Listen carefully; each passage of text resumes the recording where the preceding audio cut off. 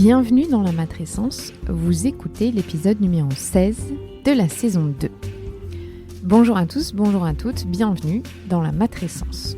La matrescence, c'est la contraction du mot maternité et adolescence pour expliquer la naissance d'une mère. Et si vous voulez en savoir plus, il suffit d'écouter le premier épisode. Dans ce podcast, on parle du postpartum, du 4e trimestre, de la joie d'être parent, mais de ses difficultés aussi. Bref, on parle de la vie. La matrescence met en avant des femmes et des hommes qui racontent, expliquent et donnent une autre définition à la parentalité, loin de l'image lisse et parfois filtrée aperçue sur les réseaux sociaux. Je suis Clémentine Sarlat, la créatrice de ce podcast. Je suis journaliste de formation, dans le sport, à la télé, rien à voir, mais surtout maman d'une petite fille de presque 2 ans, Ella.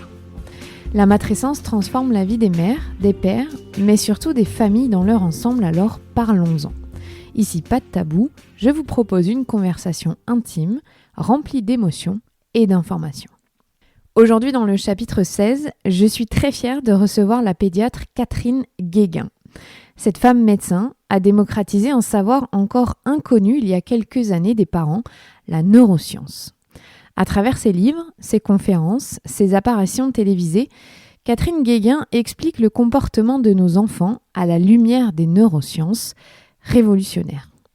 C'est dans son appartement parisien que je l'ai interrogée sur le développement du cerveau des fœtus, des nourrissons et des enfants. Saviez-vous que le cerveau d'un être humain n'est mature qu'à l'âge de 25 ans ? Saviez-vous que les 2 premières années de vie de nos enfants sont les plus précieuses dans leur construction cérébrale ? Eh bien moi je ne le savais pas et je l'ai découvert via son discours. Alors comment fonctionne notre cerveau ? Comment fonctionnent nos émotions ? Que faire en cas de crise ou de refus de nos enfants ? Elle vous donne des pistes et des exemples très concrets et rentre en détail dans tout ce processus incroyable. À travers son discours, 2 mots reviennent en permanence, la bienveillance et l'empathie. Mais ça veut dire quoi au juste ? La réponse est dans l'épisode qui suit. Très bonne écoute.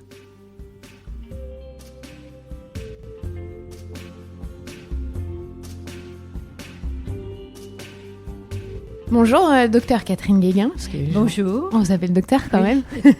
Je suis ravie d'être là, de pouvoir enfin vous interviewer après le petit couac qu'il y a eu en début d'été. Oui, mais moi aussi, je suis ravie d'être là. Est-ce que vous connaissiez ce concept de la matrescence, du fait de devenir mère, qu'il y avait un concept en psychologie ? Alors, le fait de devenir mère et tout ce que ça pose comme question, c'est toujours une question très importante qui a toujours existé. Mais par contre, je ne connaissais pas ce mot de matrescence, du tout, du tout. J'avais beaucoup aimé votre passage dans les maternelles où vous disiez qu'il fallait absolument prendre soin de la maman pendant la grossesse parce qu'il y avait un lien avec le bébé et que c'était vraiment important, pas seulement pour la mère, mais aussi pour le nourrisson dans le ventre. Est-ce que vous pouvez nous expliquer pourquoi ? Alors, pour moi, une société vraiment civilisée, avancée, devrait, ça c'est un rêve que j'ai, prendre soin réellement des femmes enceintes. Et pourquoi ? Parce que d'abord pour elle et ensuite pour le bébé. Pour elle, parce que devenir mère n'est pas du tout évident pour toutes les femmes. Devenir mère, c'est un très très grand chamboulement. Physique d'abord, parce que le corps change et il faut l'accepter. Toutes les femmes ne l'acceptent pas. Ensuite psychologique, parce que devenir mère, ce n'est pas rien. Ça change totalement la vie d'une femme. Donc, une femme enceinte peut être très fragile. Et certaines femmes enceintes sont épanouies, elles sont rayonnantes, mais d'autres femmes vont mal et parfois très mal. Et ça, c'est un tabou. On parle beaucoup de la dépression postnatale, mais on ne dit pas combien devenir mère peut être très très compliqué. Ensuite, pour l'enfant, eh bien, l'enfant, si la mère est entourée, comprise, qu'on la chouchoute, eh bien, l'enfant, lui, va aller bien. Pourquoi ? Parce qu'il y a beaucoup d'études maintenant qui montrent que quand les mères, pendant la grossesse, vont mal, elles sont anxieuses, déprimées ou très stressées, eh bien, ça a des retentissements directs sur le cerveau de l'enfant parce que l'enfant in utero est extrêmement fragile. C'est la période de la plus grande fragilité du cerveau. Et on sait que le stress des mères peut abîmer déjà le cerveau de l'enfant. Donc, l'enfant naît pour moi dès la conception. À 9 mois, il a déjà vécu 9 mois. Donc à la naissance, il a déjà toute une expérience de vie, parfois extrêmement positive, mais parfois qui peut être très négative aussi. Et ça, on n'en parle pas beaucoup. Donc moi, j'aimerais que les femmes enceintes soient chouchoutées aussi bien par leur famille, au niveau du travail, hein,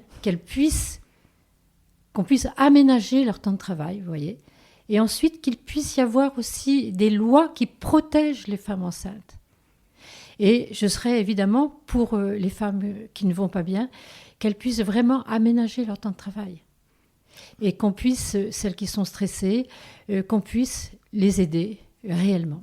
En fait, il faudrait une vraie politique de natalité autour des parents et de l'enfant. Absolument, absolument. Et c'est ce qui manque pour l'instant en France. Alors, en France, il y a un certain nombre de choses, mais vous savez qu'il y a une loi qui est parue qui a été promulguée le 10 juillet, et contre les violences éducatives vis-à-vis des enfants.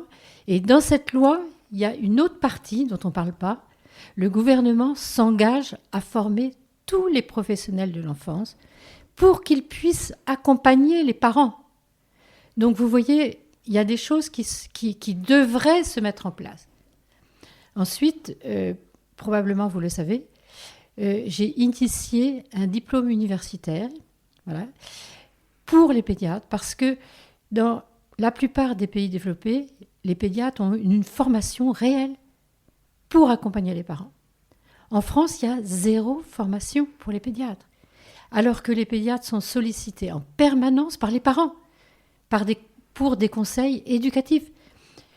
Mon enfant n'arrive pas à dormir, mon enfant mange mal, mon enfant fait des colères. Ça, ce sont des questions quotidiennes que les parents posent aux pédiatres. Et les pédiatres ne sont pas formés pour ça et ils ne savent pas quoi répondre. Donc j'ai initié ce DU qui va débuter au mois d'octobre à la Sorbonne. Il y a déjà beaucoup d'inscrits, de pédiatres qui viennent de la France, de Belgique aussi, pour qu'ils sachent accompagner les parents. Alors c'est d'abord ouvert aux pédiatres, parce que les pédiatres sont en première ligne vis-à-vis des enfants, aussi bien pendant la grossesse jusqu'à l'adolescence. Puis ensuite, j'espère qu'il sera ouvert à tous les professionnels de l'enfance. Est-ce que aussi, c'est le rôle de pédiatre, parce que c'est ça qui est très compliqué. Nous, parents, au final, on ne voit plus nos gynécos ou le personnel qui s'occupait de nous en tant que mère, on voit des pédiatres. Est-ce qu'eux aussi devraient être habilités à pouvoir dépister si les femmes ont une dépression postpartum, beaucoup d'anxiété, aider aussi les parents, parce qu'on le sait, si les parents ne vont pas bien, les enfants vont avoir plus de difficultés. C'est un rôle ambivalent, c'est difficile pour les pédiatres, j'imagine. Pour moi, ce n'est pas difficile, ça fait partie de façon inhérente à leur travail. Moi, dans ma vie de pédiatre, j'ai travaillé beaucoup en maternité et je m'occupais des parents pendant la grossesse. Et donc, les pédiatres ont toute leur place pendant la grossesse. Et je m'occupais des parents, justement, parce que ça peut être le père aussi qui ne va pas bien pendant la grossesse. Et donc, je m'occupais de ces parents-là qui étaient anxieux, stressés ou déprimés. Et donc, c'est extrêmement important de s'occuper des parents pendant la grossesse. Alors, comment est-ce que dans votre parcours, vous vous êtes intéressé aux neurosciences, parce que c'est de ça dont on va beaucoup parler, des très beaux livres que vous avez écrits. À quel moment c'est intervenu dans votre parcours ? Alors, moi, je suis un électron libre dans la pédiatrie, c'est-à-dire que j'ai eu la chance d'être dans un service où la chef de service m'a laissé libre et me faisait confiance de faire ce que je voulais. Mon rôle de pédiatre, je l'ai envisagé pour justement, d'un côté, il y avait la pédiatrie classique, c'est-à-dire m'occuper des enfants malades, et donc des parents qui avaient des enfants malades, mais aussi de l'épanouissement de l'enfant et de la relation parent-enfant. Et dans cette relation parent-enfant, j'ai rencontré l'aptonomie, qui vient de Hollande. Et qu'est-ce que c'est que l'aptonomie ? C'est le contact affectif. Et c'est pratiqué de la grossesse jusqu'à la mort. Ce n'est pas que pour les femmes enceintes. Moi, je me suis formée en aptonomie et assez rapidement, je suis devenue formatrice pour les professionnels de l'enfance en autonomie. Et on m'avait confié tout ce qui était relation parent-enfant, de l'enfance jusqu'à l'adolescence. Donc j'enseignais à des professionnels de l'enfance qui venaient un peu partout du monde et qui étaient des pédopsychiatres, des psychiatres, des pédiatres, des puéricultrices, des sages-femmes, des éducateurs. Donc moi, c'est mon tempérament, je voulais être au top. Et donc, grâce à Internet, au XXe siècle, j'ai regardé qu'est-ce qu'il y avait au niveau de l'affectivité dans la relation parent-enfant. Il n'y avait pas grand-chose. Et puis, fin XXe siècle, est apparu les livres de Damasio. C'était le premier à travailler sur les émotions. Et puis après, au XXIe siècle, il y a eu tout ce qu'on appelle les neurosciences affectives et sociales. Et moi, j'ai été émerveillée, enthousiasmée de voir qu'il y avait des chercheurs du monde entier qui s'intéressaient à ce que faisait la relation au niveau du cerveau de l'enfant. Et on ne le savait pas du tout, du tout. Intuitivement, on pouvait imaginer des choses, mais on ne le savait pas. Donc, je me suis rendu compte que mes collègues ne connaissaient pas ça, ne savaient pas ça. Donc, au bout d'un certain temps, donc j'avais collecté beaucoup d'articles scientifiques. Je me suis dit, mais je ne peux pas garder ça pour moi et puis n'enseigner ça qu'aux praticiens de l'autonomie. J'ai envie de publier. Et donc, j'ai écrit un livre. Ce livre, j'ai eu beaucoup de mal à trouver un éditeur. Voilà. Les éditeurs me disaient, mais ce livre n'intéressera personne, c'est invendable. Et puis, c'est grâce à une patiente, un jour, qui m'a dit, mais vous devriez écrire. J'ai dit, mais j'ai écrit. Et elle était éditrice chez Robert Laffont. Et c'est grâce à une de mes patientes que j'ai pu publier ce livre. Et donc, j'ai été très étonnée. C'est un best-seller, hein, il faut le dire. Oui, votre livre marche extrêmement bien. Et j'ai été très étonnée parce que les éditeurs m'avaient dit que ça n'intéresserait personne. Et j'ai été la première surprise, et au début un peu stressée, de voir que, en fait, ça intéressait beaucoup de monde. Alors, si on reprend les bases, est-ce que vous pouvez expliquer pour le grand public le fonctionnement du cerveau, les zones qui sont impliquées entre l'hypothalamus, la gestion des émotions, le cortex frontal? Alors, ce qu'il faut savoir, c'est que toutes ces recherches du XXIe siècle sont révolutionnaires, réellement révolutionnaires. Pourquoi ? Au XXe siècle, on savait que notre cerveau était dévolu en fonctions intellectuelles, motrices et sensorielles. Point. Pas d'émotion. Pas du tout. Pas du tout. Donc, à l'heure actuelle, en 2019, parler des émotions, ça paraît tout à fait normal. On pense que l'humanité a toujours su ça. Non, du tout, du tout. C'est extrêmement récent. Donc, qu'est-ce qu'apportent ces nouvelles recherches ? Elles étudient quoi d'abord ? Elles étudient qu'est-ce qui se passe au niveau du cerveau quand on a des relations avec les autres, toutes les relations, et quand on a des émotions. Et ça, au XXe siècle, on ne savait pas du tout qu'une très grande partie de notre cerveau était dévolue aux relations sociales, affectives et aux émotions. Et qu'est-ce que nous disent ces recherches d'extrêmement important ? Eh bien d'abord qu'on le sait intuitivement que nos relations sont fondamentales pour nous, que nous sommes des êtres sociaux qui avons besoin de relations, mais pas de n'importe quelle relation. On a besoin de relations réellement affectives et qui nous fassent du bien. Et qu'est-ce qui nous fait du bien quand on lit toutes ces recherches ? Quelle est la relation idéale ? C'est une relation empathique. Et on peut voir ensemble qu'est-ce que c'est que l'empathie, chaleureuse et soutenante.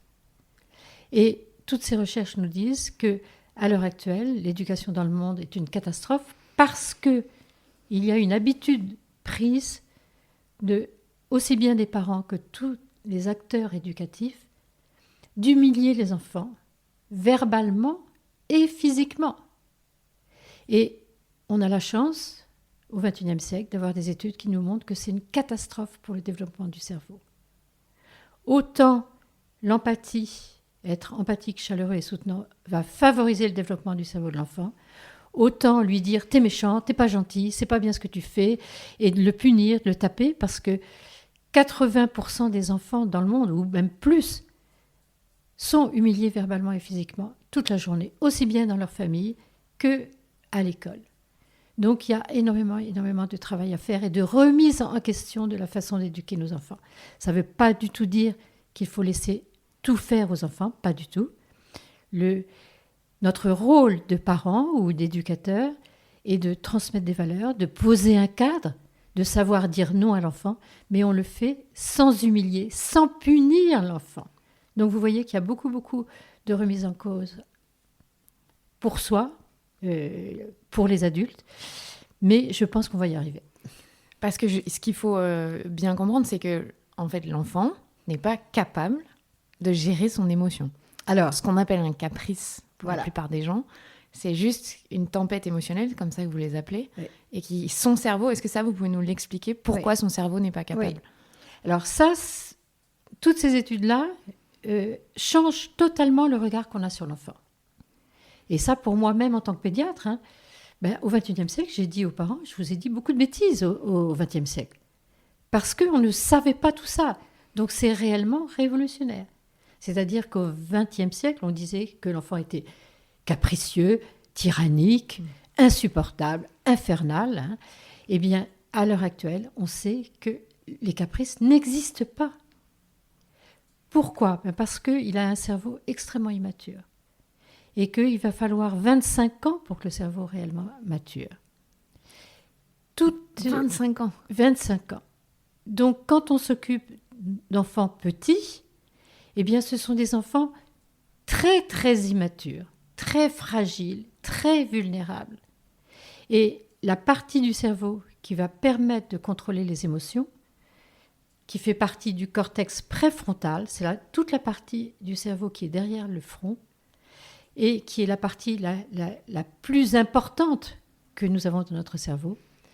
Et dans ce cortex préfrontal, il y a une toute petite partie qu'on appelle, qui est au-dessus des orbites, au niveau de nos sourcils, qui s'appelle le cortex orbitofrontal. C'est lui qui nous permet de réguler nos émotions. Eh bien, qu'est-ce que nous disent les chercheurs ? Cette partie-là du cerveau n'est pas du tout mature chez le tout petit. Donc lui, il va avoir des tempêtes émotionnelles, c'est-à-dire que quand il va pleurer, la plupart des adultes lui disent « mais arrête de pleurer, c'est rien et tout ». Lui, c'est une vraie tristesse. C'est une très grande tristesse, un très grand chagrin. Quand il fait une colère, on lui dit « arrête ta colère tout de suite ». Ce sont des très, très grandes colères. Quand il a peur, on lui dit « mais arrête d'avoir peur, c'est rien ». Ce sont des véritables paniques. Donc ça nous permet de ne pas minimiser ce qu'il ressent. Ce sont des véritables tempêtes. Et les chercheurs nous disent quelque chose de très intéressant. Qu'est-ce qui va faire que ce cortex orbitofrontal va maturer ou non ? Eh bien, ça va être le comportement des adultes. C'est-à-dire que si les adultes accueillent les émotions de l'enfant, comprennent les émotions de l'enfant, ça veut pas dire qu'on va céder.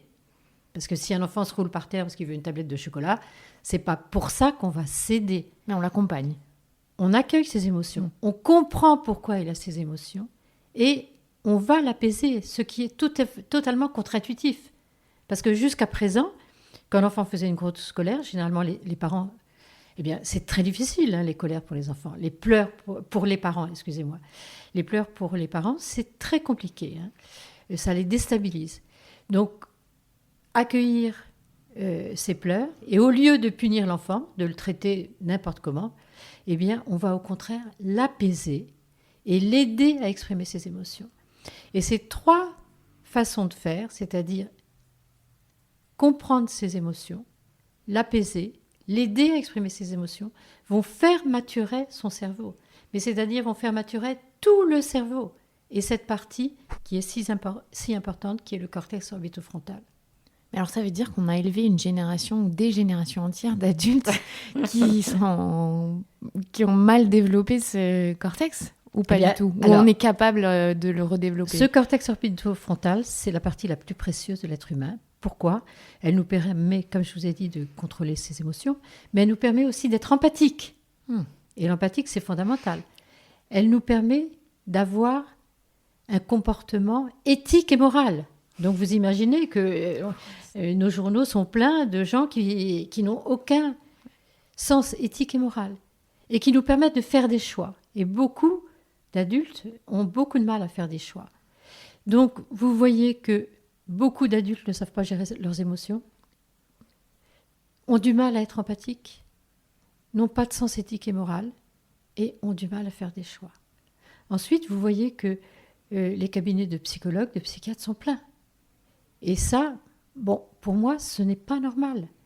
Donc, vous voyez que, enfin, je pense profondément que si l'éducation des enfants se modifiait, devenait empathique, chaleureuse et soutenante, sans les humilier, sans les punir, eh bien, on aurait toute une nouvelle génération d'humains eh bien, qui irait beaucoup, beaucoup mieux. On aurait une société beaucoup plus empathique et chaleureuse. Moi, quand j'explique ça aux gens, parce que pour moi, c'est une évidence, il y a beaucoup de gens qui me disent « Arrête avec ton monde des bisounours ». Et vous m'aviez répondu « Mais c'est pas le monde des bisounours, c'est la science ». Ça m'avait marqué parce que c'est vrai, en fait. C'est pas juste une intuition. Je pense qu'on est à un moment de l'humanité où il y a une vraie bascule. C'est-à-dire que ce n'est pas du tout le monde des bisounours, c'est la science. C'est-à-dire que depuis que l'humanité existe, eh bien, c'est la première fois qu'on sait ce qu'il faudrait faire pour que les humains aillent mieux. Avant, moi, vous savez, on me posait beaucoup de questions sur l'éducation. Je disais ce que je pensais, mais je n'étais jamais sûre de moi. Je disais, je pense que probablement il vaudrait mieux faire ça. Alors que maintenant, je sais ce qu'il faudrait mieux faire. Mais c'est souvent compliqué. Votre livre Vivre heureux avec son enfant, c'est le premier livre que ma maman m'a offert à la sortie de la maternité, donc ça a été vraiment génial de pouvoir le lire dès la naissance de ma fille. Et vous expliquez, ça m'a beaucoup frappée dans ce livre, vous avez beaucoup de compassion pour les parents. Vous jugez jamais les parents, alors que parfois les histoires que vous racontez sont dures, hein. C'est des parents qui frappent, Comment est-ce que vous faites en consultation? Comment vous avez appris? Au final, vous traitez beaucoup plus le problème avec les parents que l'enfant. C'est rarement l'enfant qui a un problème, finalement. Ouais. Pour moi, ce sont les parents à qui il faut s'adresser. Être parent, c'est extrêmement compliqué. C'est très difficile. On n'apprend pas à être parent, alors que moi, je pense que c'est pour ça que je plaide pour ça. Je pense que pendant la grossesse, il faudrait déjà...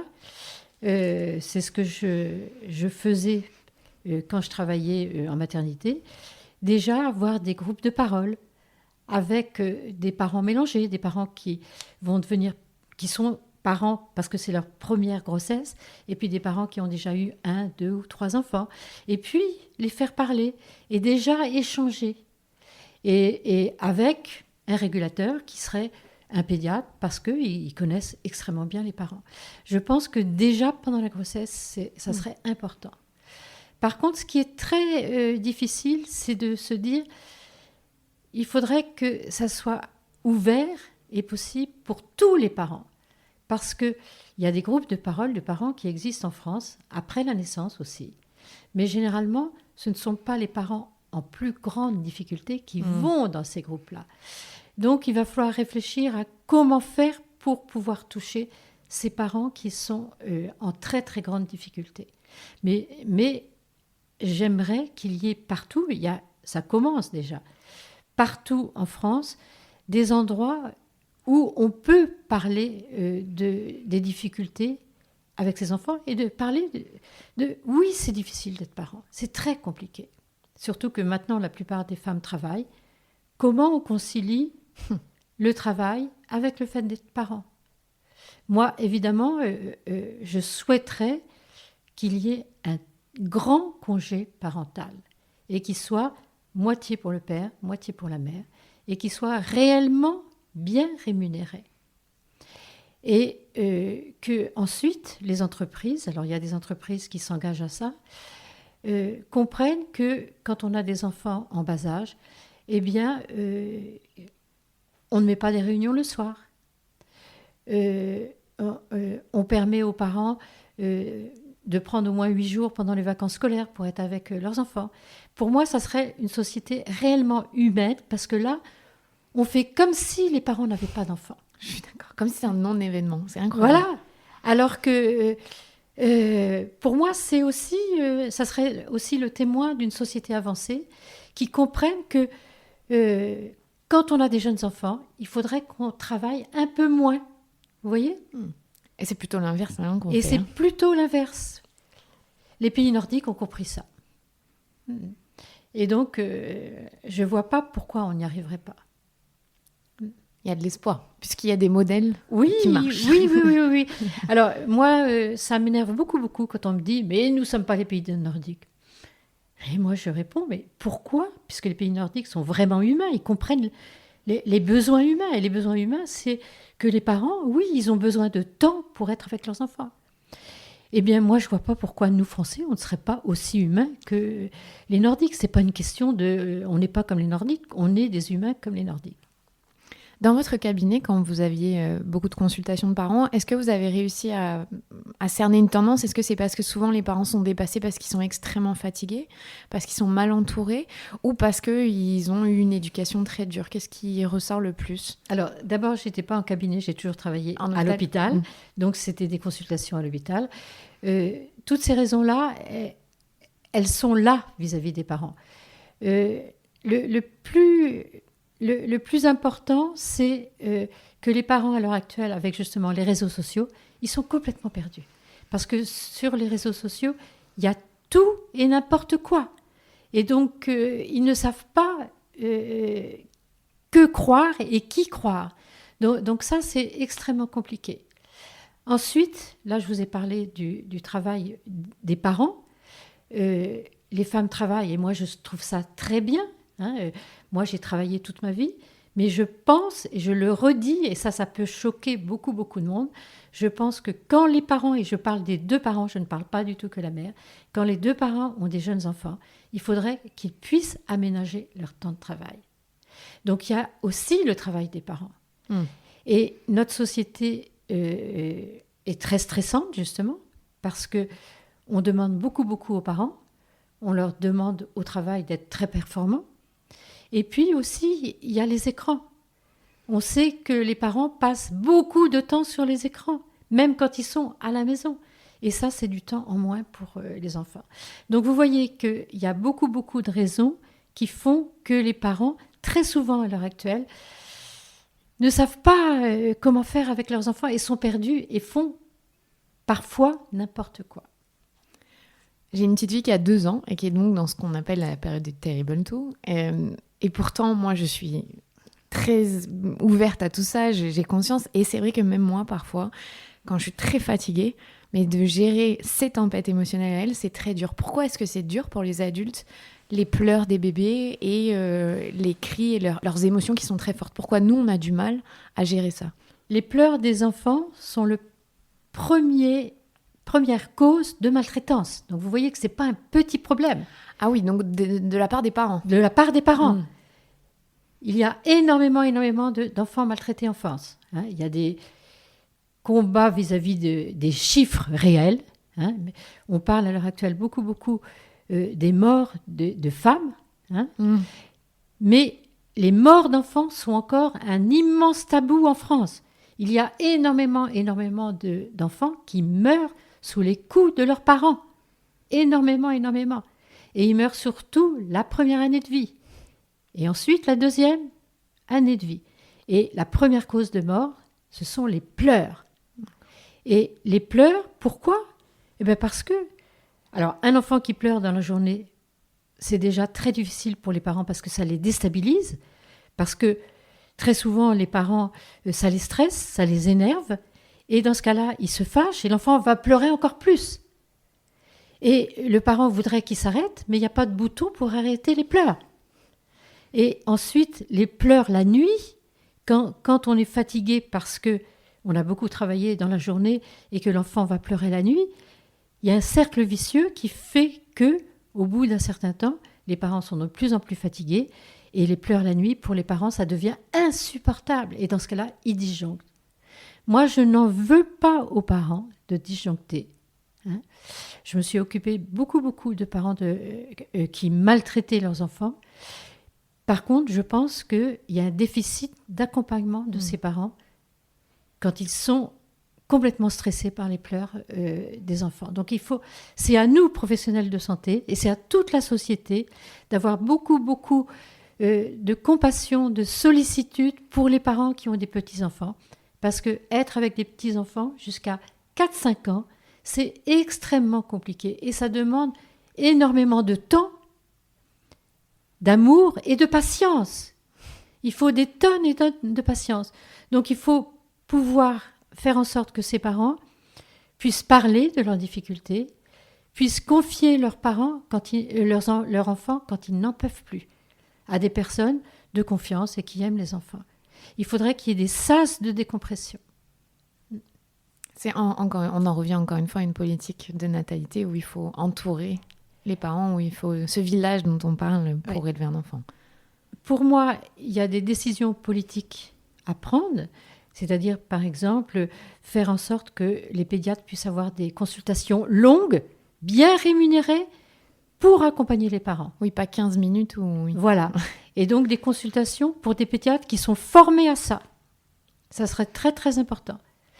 Et puis ensuite, c'est aussi le regard de toute la société vis-à-vis de qu'est-ce que c'est qu'être parent de jeunes enfants. Donc vous voyez, il n'y a pas que la politique, il y a aussi toute la société qui devrait modifier son regard sur les parents et avoir beaucoup d'empathie pour les parents. Et c'est une question de sémantique, mais empathie et bienveillance, pour vous, c'est la même chose ? Pour moi, c'est la même chose. Alors l'empathie, qu'est-ce que c'est ? C'est, alors, vis-à-vis de l'enfant, c'est sentir ses émotions.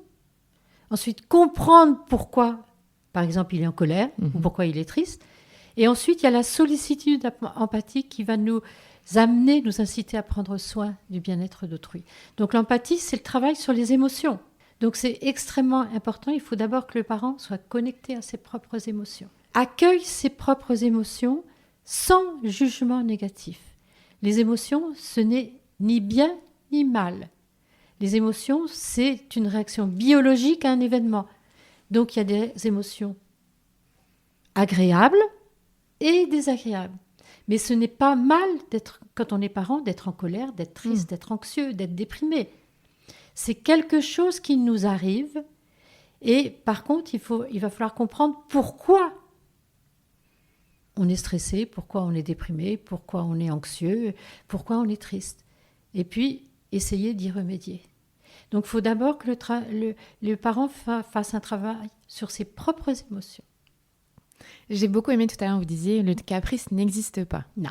Donc, qu'est-ce qu'il faut expliquer aux parents ? Je dis ça parce que je sais que j'ai beaucoup de personnes qui m'écoutent qui sont convaincues par ce que vous dites, mais le conjoint ou la conjointe ne l'est pas. Ouais. Donc, comment on fait dans ces cas-là ? Alors, moi, je donne l'exemple. Je dis, vous rentrez du travail, exténué, épuisé, et vous vous mettez à pleurer. Et votre conjoint vous dit, mais arrête tes comédies, arrête ton caprice, va dans ta chambre. Et pour moi, les pleurs, quel que soit l'âge, vous voyez, ce n'est pas que les enfants.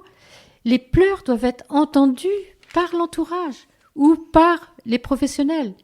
Donc il n'y a pas, ou une colère, vous rentrez du travail, vous êtes en colère, et votre conjoint vous dit, mais arrête ta colère, va dans ta chambre, c'est un caprice. Donc ce n'est pas, les caprices pour moi n'existent pas. C'est-à-dire ce qu'on ressent doit être entendu à tout âge. Donc ce mot caprice devrait être banni. Par contre, je vous redonne l'exemple, un enfant peut être en colère parce que vous lui refusez de manger du chocolat. Eh bien là, on va lui dire, après c'est une question de ce que vous souhaitez faire vis-à-vis du chocolat, mais il va vouloir manger toute la tablette et il y a un moment, il va falloir lui dire non. Dans ce cas-là, il faut lui dire non. Mais qu'il veuille du chocolat, c'est normal, c'est pas un caprice. Parce que nous aussi, adultes. Mais complètement. Complètement. Ma fille veut quelque chose et je me dis non, elle peut pas. Et je me dis mais en même temps, moi, si j'étais elle, je voudrais aussi. Se mettre à la place de l'enfant, ça aide beaucoup, moi, je trouve, à relâcher un tout petit peu. Oui. Une des clés, c'est se mettre à la place de l'enfant, toujours, toujours, toujours. Et ça, adulte, on a beaucoup de mal. Parce qu'aussi, j'ai la sensation, moi, que beaucoup dans la société, on a considéré que l'enfant n'était pas un être à part entière. C'était notre enfant, notre chose. Et que je trouve la société, on parle beaucoup de l'enfant, mais on ne le considère pas comme être humain dès sa naissance. Alors que même vous dites même dès avant. Pour moi, je ne trouve pas qu'on parle beaucoup de l'enfant. Vous voyez, ce qui se passe au niveau des femmes avec MeToo, c'est extraordinaire et c'est mondial. Et ça, c'est extraordinaire. On se rend compte que oui, il faut arrêter de violenter les femmes. Mais les enfants, on ne parle pas de ça du tout. Alors que les enfants sont les personnes les plus fragiles de toute la société. Et je pense que notre société n'a pas conscience que l'enfant est quelqu'un qui a un cerveau extraordinairement fragile. Et cette histoire de femme violentée, pour moi, beaucoup de personnes ne font pas le lien entre la violence qu'un adulte a vis-à-vis d'une femme et ce qu'il a subi pendant son enfance. Alors vous savez que il y a à peu près 80% de femmes qui battent, d'hommes qui battent leurs femmes, mais il y a aussi 20% de femmes qui battent leurs hommes. Donc moi, je ne suis pas pour le mot... Dans les violences conjugales. Dans les violences conjugales, donc pas moi, dans la je ne société. suis pas pour le terme féminicide, parce qu'on ne parle dans ce cas-là que 80%. Je suis pour le terme violence conjugale. Donc, on n'est pas violent à l'âge adulte si on a été élevé sans violence, vous voyez. Donc, plus on a été élevé avec violence, aussi bien violence verbale que physique, plus on va devenir violent à l'âge adulte. Donc ce n'est pas pour rien. La cause, pour moi, la cause principale de la violence à l'âge adulte, c'est l'éducation. Un enfant élevé avec empathie ne devient pas violent. Il peut, à l'âge adulte, être en colère, être triste, être anxieux, oui, parce que ça, c'est des émotions. Mais il ne va pas devenir violent.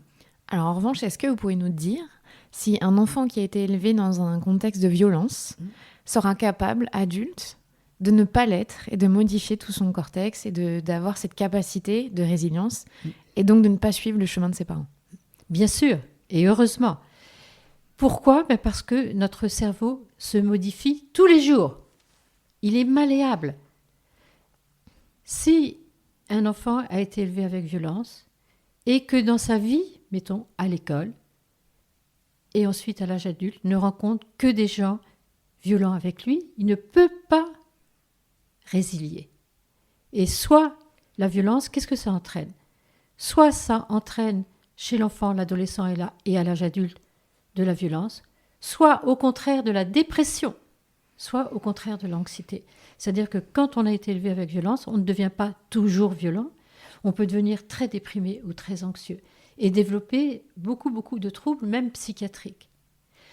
Par contre, si on a été élevé avec de la violence, verbale ou physique, mais que à l'école, que dans les rencontres qu'on fait dans d'autres lieux, on rencontre des gens empathiques, chaleureux et soutenants, et à l'âge adulte aussi, bien entendu qu'on peut résilier. Et heureusement. Pourquoi est-ce qu'on dit que les 3 premières années du cerveau de l'enfant sont les plus, pas importantes, mais où il se passe le plus de choses? Alors, qu'est-ce que nous disent les recherches ? Que ce sont les 2 premières années de vie où le cerveau est le plus fragile, le plus malléable. C'est-à-dire qu'on sait que toutes les relations vont modifier en profondeur le cerveau. C'est-à-dire que ça va modifier les molécules cérébrales, les cellules cérébrales elles-mêmes, les neurones, les circuits neuronaux, parce qu'on a beaucoup de circuits dans notre cerveau, les structures cérébrales elles-mêmes, et aussi les gènes. C'est-à-dire que toutes les relations vont modifier en profondeur le cerveau. Donc, est-ce qu'un enfant naît empathique ? Alors, à la naissance, un enfant naît empathique, mais en fonction aussi de ce que sa mère aura vécu. Une mère qui aurait été extrêmement maltraitée, je ne parle pas de la petite maltraitance éducative, je parle des mères qui ont subi la très très grande maltraitance de leur enfance. On sait déjà que durant la grossesse, si on dose l'ocytocine, qui est la molécule de l'empathie, elles ont moins d'ocytocine. Et on sait que ces femmes-là, elles vont avoir beaucoup plus tendance à faire des dépressions après la naissance. Donc vous voyez que ce qu'on a vécu dans l'enfance, quand on a été très très maltraité, là je ne parle pas des petites violences, a des retentissements biologiques. Tout ce qu'on vit a des retentissements biologiques. Maintenant, je parle de la majorité des femmes. La majorité des femmes ont subi des petites violences éducatives, mais elles ont un taux d'ocytocine normal et à la naissance, l'enfant a de l'ocytocine. Donc il est capable de percevoir les émotions et d'avoir une empathie vis-à-vis de son entourage. Par contre, comme il subit, dans la grande majorité des cas, et dans le monde entier, dans toutes les cultures, toutes les religions, des humiliations verbales dès la première année de vie ou physiques, eh bien, ce stress va empêcher le développement de l'empathie. Donc vous voyez que c'est vraiment dès la première année de vie qu'il faut accompagner les parents, les soutenir, pour que malgré les difficultés d'être avec un enfant tout petit, qui demande beaucoup, beaucoup de présence, d'attention et de patience, je le répète, il faut vraiment aider ses parents à être empathiques. Au final, ça a aussi un impact, j'imagine, sur le harcèlement scolaire. Mais complètement. On sait que un enseignant qui a été formé pour développer ses compétences émotionnelles et sociales, c'est-à-dire qu'il va devenir empathique, mais une vraie formation, il va transmettre ça à ses élèves. Et d'abord, lui, l'enseignant, il va aller mieux. Il va se sentir plus performant. Il ne va plus avoir de burn-out. Alors que 30% des enseignants ont un burn-out. Parce que c'est très compliqué, les relations avec les enfants. Et les enfants qui ont développé leurs compétences émotionnelles, vous voyez, c'est toujours le travail sur les émotions et sociales, c'est-à-dire qu'ils savent s'entendre avec les autres, ils savent réguler leurs conflits, eh bien, eux-mêmes vont mieux personnellement. Ils savent entretenir des bonnes relations avec les autres. Et intellectuellement, ils se développent de façon extraordinaire, même dans les milieux défavorisés. Et pourquoi ? Parce qu'on sait, à l'heure actuelle, il y a des recherches extraordinaires qui montrent que quand les parents sont empathiques, eh bien, tout le cerveau de l'enfant va se développer au maximum de ses possibilités, aussi bien le cerveau affectif qui nous permet d'être bien avec nos émotions et avec les autres, mais aussi le cerveau intellectuel. Donc vous voyez que l'empathie agit sur le cerveau intellectuel, donc sur les capacités d'apprentissage des enfants. Il y a quelques mois, vous aviez enregistré une émission au maternel et il y a eu un petit extrait de cette émission qui a été mis sur les réseaux sociaux, qui a été vu plus d'1 million de fois, où vous expliquez exactement ça, que les caprices n'existent pas et pourquoi le cerveau est immature. Vous avez été surprise de voir que autant de gens ont vu cette vidéo ? Moi, je ne m'y attendais pas parce que là, autant je parle longuement avec vous et je développe, là, c'était, je ne sais pas, 2-3 minutes. Oui. Et en fait, j'ai vu, parce qu'on me l'a dit, moi je suis très très peu sur les réseaux sociaux, qu'il a été vu plus que 2 millions de fois. Ah, quand j'avais regardé, c'était 1 million. Oui, plus que 2 millions, Ah, oui. super. Je n'en reviens pas. Je n'en reviens pas. Ouais. Donc c'est que ça change. Ça change, et moi qui ai la chance, depuis l'apparition de mon livre, depuis plusieurs années, de faire le tour de la France, je vois des initiatives extraordinaires partout en France. Donc, beaucoup de gens, de parents, d'éducateurs, d'enseignants ont envie d'appliquer tout ça, ces nouvelles connaissances, oui. Oui, parce qu'au final, les gens, ils ont envie d'être apaisés. Mais j'imagine. complètement. Les parents ont envie que leur enfant aille bien et être de bons parents. Les enseignants ont envie de bien enseigner et d'être sympa avec les enfants. Mais on leur donne pas de formation, on leur dit pas comment faire. Ce qui manque justement pour tous les professionnels de l'enfance, ce sont des vraies formations. Parce que ça s'apprend, ça se travaille. Là, ce que vous faites avec le DU universitaire, donc c'est pour les pédiatres, vous avez prévu peut-être après de faire avec les professionnels de la petite enfance ? Alors, je fais des formations déjà pour les formatrices de puéricultrices. Je fais beaucoup de conférences pour les inspecteurs de l'éducation nationale, pour les enseignants. Enfin, je fais beaucoup de choses. Moi, ce que je voudrais, là en ce moment, c'est former justement des pédiatres qui puissent me remplacer. Donc mon but, c'est absolument de transmettre tout ça et qu'ensuite il y ait beaucoup de formateurs en France qui puissent diffuser ça. Parce que je ne peux pas être seule à diffuser ces connaissances-là. J'ai beaucoup lu, entendu, on m'a beaucoup rapporté d'histoires de pédiatres qui disent aux parents de laisser pleurer le bébé quand il est petit et qu'il vient de naître. Voilà, c'est extrêmement fréquent et je n'en veux pas du tout à mes collègues parce qu'ils n'ont aucune formation. Donc, ils font ce qu'ils peuvent. Et les pédiatres en ville sont absolument débordés, ils n'ont pas le temps. Les gens pensent que les médecins gagnent très bien leur vie. Ce n'est pas vrai du tout. Les pédiatres gagnent correctement leur vie, mais point. Donc, non, il faut qu'il y ait des formations pour les pédiatres. Et alors, est-ce que vous pouvez nous expliquer pourquoi on ne laisse pas pleurer un nourrisson ? Quand un bébé pleure, c'est pour dire quelque chose. Et en fait, il pleure soit parce que il est fatigué, soit parce qu'il a envie d'être pris dans les bras, soit parce qu'il a chaud, soit parce qu'il a froid, soit parce qu'il a mal au ventre, soit parce qu'il est stressé. Il y a énormément de causes des pleurs. Et le boulot des parents, c'est de comprendre pourquoi ils pleurent. Et si on ne comprend pas les enfants qui pleurent, eh bien, quand on pleure, il y a du cortisol qui est sécrété, et c'est une hormone de stress. Et quand ces pleurs ne sont pas entendus de façon fréquente, récurrente, eh bien, c'est un stress pour le cerveau. Et le cortisol va abîmer le cerveau de l'enfant qui est extrêmement fragile. Donc oui, il faut absolument répondre aux pleurs. Par contre, la vie du parent pendant les premiers mois de vie, parce que les enfants pleurent, elle est très compliquée parce qu'il faut beaucoup de temps, et je le répète, beaucoup d'amour et de patience pour être capable de répondre à ces pleurs. Il y a aussi beaucoup de techniques, de gens qui pensent qu'on peut apprendre un bébé à s'endormir et tout seul. Est-ce que les techniques de laisser 5 minutes, 10 minutes, 15 minutes, ça a un effet sur le cerveau de l'enfant? Pour moi, un tout petit, il a absolument besoin de la sécurité affective de ses parents quand il est tout petit. Et je ne dis pas aux parents qu'il faut faire du cododo, je leur dis de faire ce qu'ils sont capables de faire, mais un tout petit a besoin d'être sécurisé la nuit. Donc après, les parents vont faire comme ils peuvent, mais pour moi, un tout petit a besoin absolument d'être rassuré, sécurisé la nuit. Donc de dormir près de ses parents. De dormir près de ses parents. Alors après, les parents vont faire comme ils peuvent, ça peut être soit dans la chambre, soit il y a un lit qui est collé au lit des parents, soit dans le lit des parents.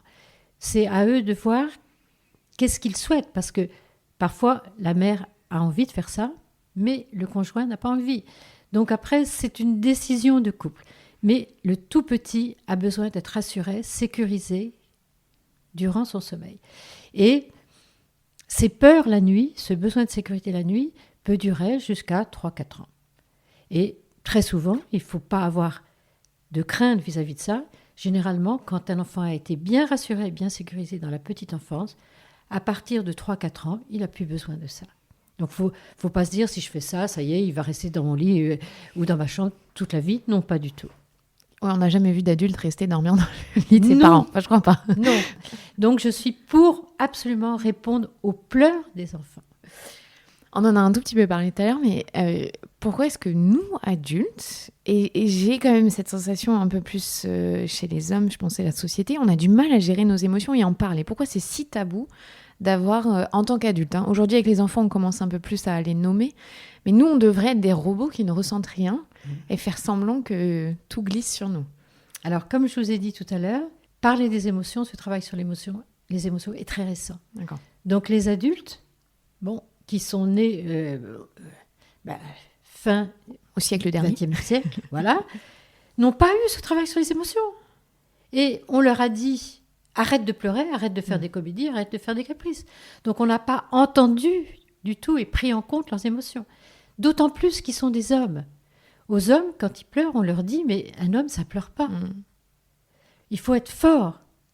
Donc, les hommes ont beaucoup plus de mal à être connectés à leurs émotions parce qu'on leur a dit de ne pas pleurer. Les femmes sont plus sensibles à leurs émotions et sont plus connectées à leurs émotions, à mon avis, parce qu'on a dit, oui, les filles c'est des pleureuses et tout, voilà. Mais les hommes ont eu l'interdiction de pleurer. Donc, vous voyez, chez les adultes, il y a tout un travail à faire sur les émotions et à n'avoir aucune culpabilité à parler de ces émotions. C'est-à-dire que quand on arrive au travail, si vous avez eu des soucis familiaux, de dire, oui, aujourd'hui je suis anxieuse, j'ai eu un souci familial, on n'a pas besoin de dire lequel, mais d'oser dire, oui, aujourd'hui je suis triste ou anxieuse parce que j'ai eu un souci. En fait, il faudrait que vous formiez les managers. Absolument. Des entreprises, je suis en train de me dire. Oui. Même pas forcément les RH, les managers, les gens qui sont au quotidien. Oui. Avec... Je peux vous assurer que moi, quand j'ai su ça, quand j'arrivais à l'hôpital le matin et que j'avais eu un souci, je le disais. moi, ça me soulageait parce que exprimer ses émotions nous fait du bien. Quand on dit « je suis stressée, je suis anxieuse, je suis triste », ça calme l'amygdale cérébrale qui va permettre la sécrétion des molécules de stress. Donc quand on dit « je suis anxieuse, déprimée ou en colère », eh bien tout de suite on va moins sécréter de cortisol. Ensuite, les personnes à qui on le dit vont avoir de l'empathie pour nous. Donc je préconise à chaque fois que je fais des interventions d'oser exprimer ses émotions sans culpabilité. On n'y peut rien d'éprouver telles ou telles émotions. Je sais que vous aimez beaucoup, alors pas le nom, la communication non violente. Oui. Est-ce que vous pouvez nous expliquer concrètement comment est-ce qu'on accueille une émotion ? Parce qu'il y a aussi ça le problème, c'est-à-dire que quand on partage l'émotion, souvent elle est très mal accueillie. Donc quelle est la façon de faire en sorte d'être dans une écoute bienveillante ? Alors, il faut déjà être au clair vis-à-vis de soi. C'est-à-dire qu'il faut déjà accueillir ses propres émotions. Donc c'est un travail d'auto-empathie. Donc je pense il y a un certain temps de prise de conscience que être triste, eh bien c'est une émotion désagréable, mais qu'il faut accueillir sans culpabilité. Donc il y a déjà un travail à faire sur soi. Une fois qu'on est sereine vis-à-vis de ça, on peut le dire justement sans culpabilité. Et si on le dit de façon sereine, l'autre va mieux accueillir nos propres émotions. Alors que vous voyez, si on dit, on est très très stressé de le dire, alors là, l'autre tout de suite va entendre ça, et donc il va entendre que, ben oui, il y a une faille en nous, il y a une faiblesse en nous, parce qu'on est stressé de dire ça, et il va pouvoir en profiter. Donc je pense qu'il faut d'abord être au clair sur soi, que c'est la vie en nous, et qu'il n'y a aucune culpabilité à avoir des émotions désagréables, et que plus on les partage, moins on va être stressé. Et que c'est très important l'expression des émotions. Et c'est très intéressant parce qu'au final, on est responsable de son propre état voilà. Et de ce qu'on véhicule. Et ensuite, le travail sur les émotions va nous permettre de mieux nous connaître. Donc c'est extrêmement important. Plus on est en contact avec ses propres émotions, plus on comprend leurs causes, plus on comprend les causes de nos émotions, plus on se connaît. Et le travail de connaissance de soi, c'est un travail extrêmement important. Et quand on est parent, on a envie que notre enfant se développe en ayant une bonne connaissance de lui-même. Donc il faut absolument l'aider à exprimer ses propres émotions. Donc le travail d'expression des émotions est très important. Et il commence par soi, en fait. Il commence par soi. C'est un travail très, très important. C'est du travail, d'être parent. C'est un énorme travail d'être parent. À l'heure actuelle, on sait deux choses, scientifiques, c'est-à-dire qui aident le cerveau de l'enfant à se développer, et aussi les parents qui aident leur cerveau à se développer, c'est le développement des compétences émotionnelles et sociales. On sait que ça aide le cerveau à bien se développer, et la méditation en pleine conscience. Ces deux choses-là sont évaluées scientifiquement. Et notre ministre de la Santé, j'en suis très très heureuse, elle sait ça. Et elle a demandé, c'était au mois de juin 2018, que tous les professionnels de l'enfance développent leurs compétences sociales et émotionnelles et la méditation en pleine conscience. Donc vous voyez, notre ministre de la Santé, c'est ça. Donc vous voyez, on a deux outils très performants. Donc moi, dans mon diplôme universitaire pour les pédiatres, il y aura beaucoup de travail pour les pédiatres pour qu'eux développent leurs compétences émotionnelles et sociales. Et il y aura aussi des professeurs d'université et d'autres qui ont des formations très profondes sur la pratique de l'attention, la méditation, pour enseigner ça aux pédiatres. C'est un sacré programme. Oui, c'est un sacré programme. J'ai une dernière question. Au début de l'été, il y a eu un grand événement. Une loi est passée pour interdire les violences éducatives ordinaires. Est-ce que vous pensez que ça va avoir un gros impact sur la société française ? Alors moi, j'ai été très en colère contre cette loi, parce que pour moi, cette loi n'est pas du tout suffisante et elle n'est pas bonne. Pourquoi ? Parce qu'elle ne concerne que les parents, alors que les enfants sont toute la journée dans d'autres structures que chez leurs parents. Ça peut être chez les assistantes maternelles, dans les crèches, à l'école, à la cantine, dans les autres structures d'accueil, les centres aérés. Et il n'y a pas, ça ne concerne pas tous ces professionnels de l'enfance. Donc pour moi, ça ne va pas du tout. Il n'y a pas que les parents. Il y a tous les adultes qui sont en contact avec les enfants. Ensuite, elle n'est pas du tout explicite. C'est les violences psychologiques et physiques. Je peux vous assurer que les parents ne savent pas du tout ce que c'est qu'une violence physique.